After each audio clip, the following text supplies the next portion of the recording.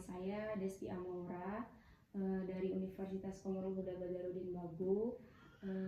Di sini saya mendapatkan tugas dari dosen saya di sana di mata kuliah keperawatan keluarga, di mana saya disuruh untuk melakukan sebuah edukasi, menyelesaikan sebuah kasus. Jadi Bu, kemarin kan saya sudah lakukan berkunjung ke rumah Ibu sebelumnya, dan setelah saya melakukan pengkajian semuanya, nah di situ saya menemukan masalah di Ibu, yaitu tentang manajemen kesehatan keluarga tidak efektif.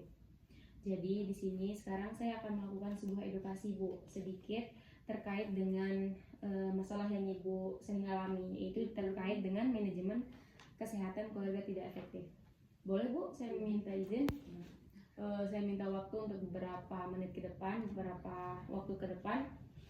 Jadi di sini saya akan menjelaskan cara penanganan coping stres di rumah. Nah, Ibu bisa baca-baca ya nanti ini, dan sini saya akan jelaskan Bu ya sedikit. Jadi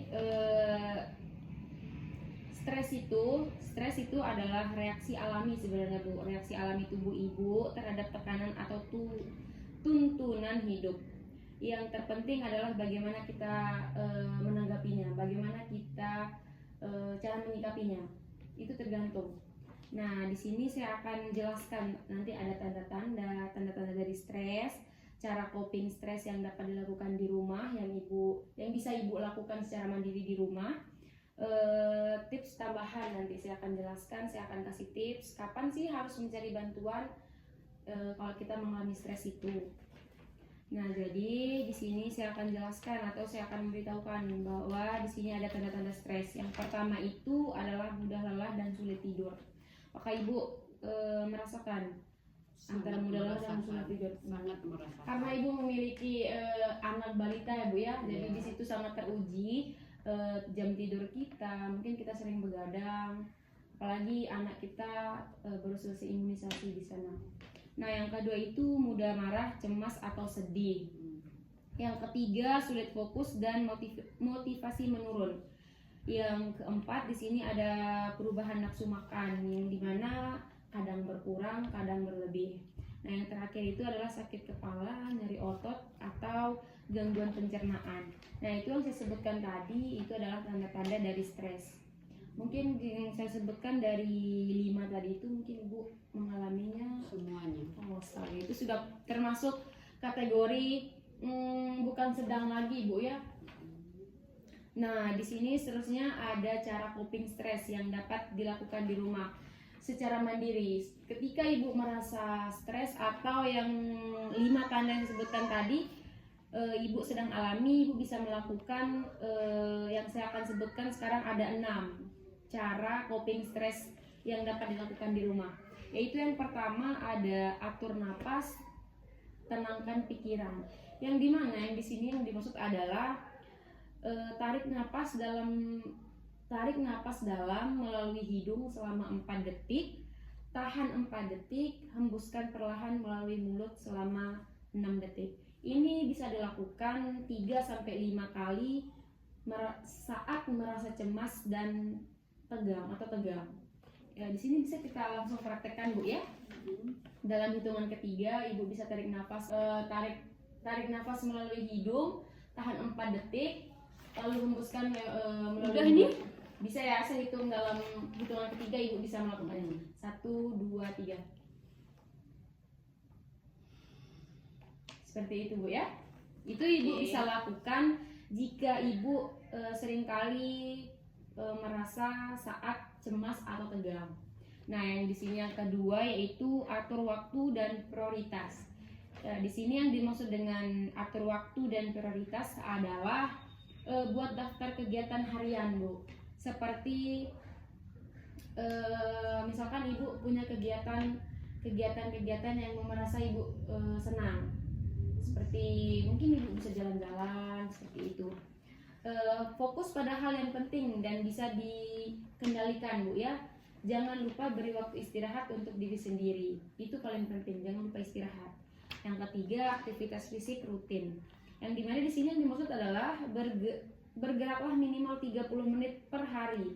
seperti jalan kaki, bersepeda, senam, atau yoga.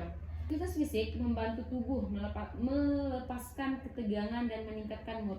Jadi ibu di sini bukan semata-mata olahraga itu adalah pergi lari, terus pergi gym, itu bukan Bu ya.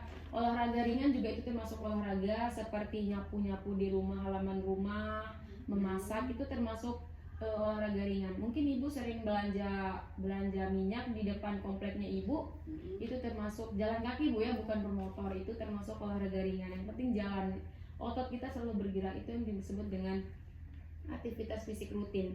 Nah, yang keempat itu adalah lakukan aktivitas yang menyenangkan.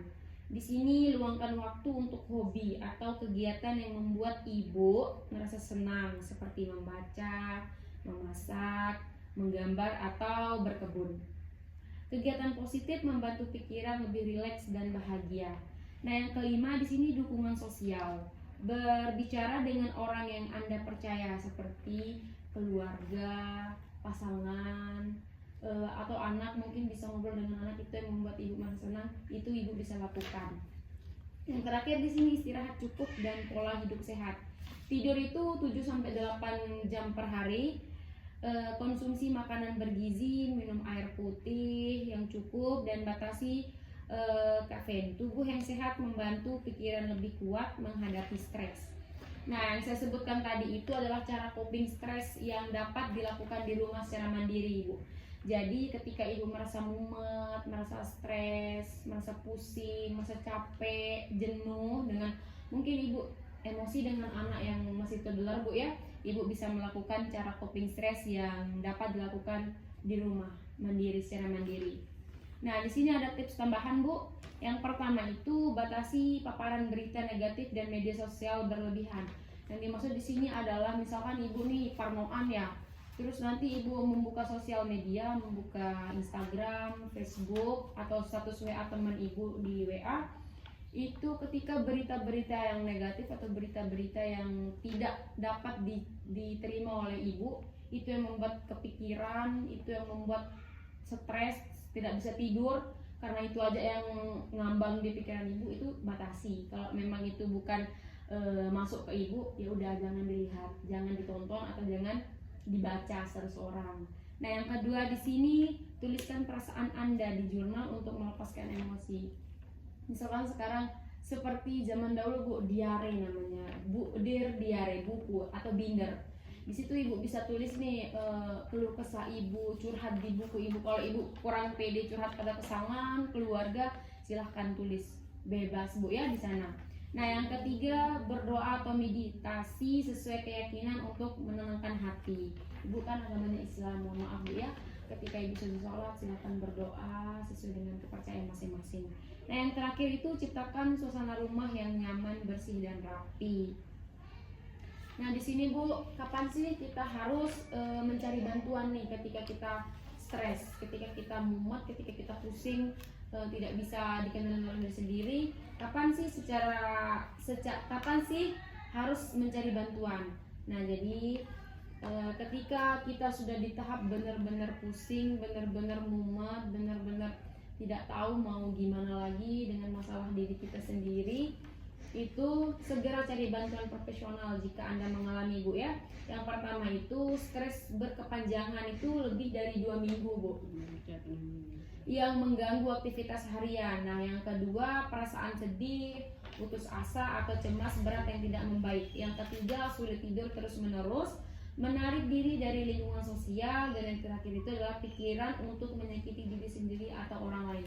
Nah, ketika ibu sudah mengalami di tahap-tahap yang saya sebutkan, ada 6 tadi itu, silahkan Bu ya langsung mencari bantuan yang sudah profesional ya Bu ya. Silahkan ibu curhat ke siapa sih yang ibu percaya gitu ya. Nah, itu aja mungkin Bu ya untuk cara penanganan coping stres di rumah. Jadi ibu, seperti yang sudah kita praktekkan tadi, tarik nafas itu bisa ibu lakukan secara mandiri ketika ibu sedang lagi mumet. Itu sesak ya Bu ya, kalau kita tidak ada tempat curhat, itu ibu bisa atur nafas, buang, seperti itu. Mungkin seperti itu aja Bu, edukasi ibu gimana. Boleh saya tanya Bu sedikit? setelah saya lakukan edukasi Bu seperti tadi itu apa yang Ibu rasakan? Apakah Ibu ngerti? Apakah Ibu paham? Ngerti, paham. Oh, ya. Terima kasih Bu ya. Saya ucapkan terima kasih. Mohon maaf jika ada salah kata dari saya. Sekian. Wassalamualaikum warahmatullahi wabarakatuh. Waalaikumsalam warahmatullahi wabarakatuh.